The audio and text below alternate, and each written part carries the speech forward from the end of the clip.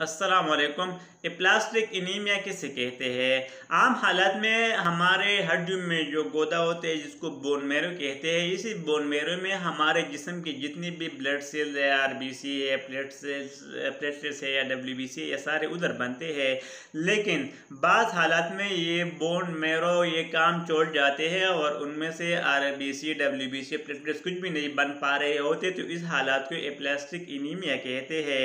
इसके मुख्तलिफ वजूहात हो सकते हैं, लेकिन आम तौर पर ये एक्यूट और क्रॉनिक हालात में हम इसको तकसीम कर सकते हैं।